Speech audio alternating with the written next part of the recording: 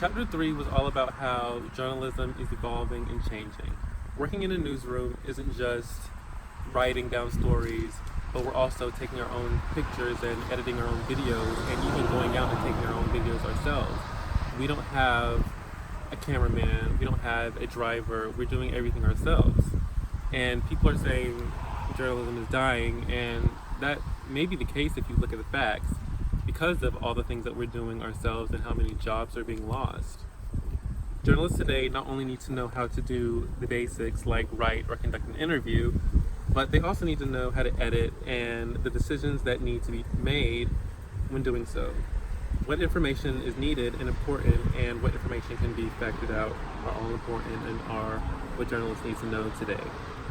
Journalists also need to know the legal issues and the accuracy and so much more, so when we are writing stories we can have all the facts for the people and so we don't get sued. Most journalists today are taking their own photos, like I said, to accompany their stories. Like at the Georgian, we have to send in all of our own photos along with our stories or we aren't getting published.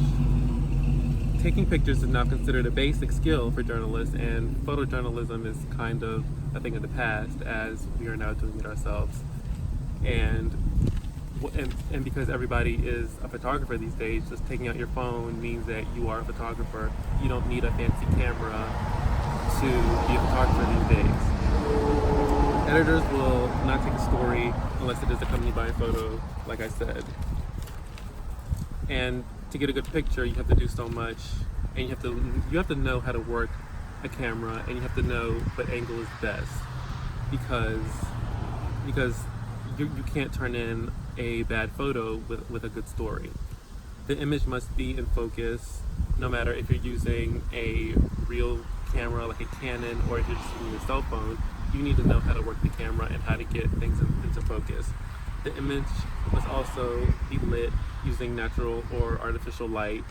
You can't have a dark photo when you turn in a story, because when people are looking at a story, they are looking at the photo first. That's the first thing that their eyes are going to go to before they start looking at the words. And the subject must be seen within the frame. That kind of goes with the idea of focus. You have to have your whatever you're trying to focus on, it needs to be in the center.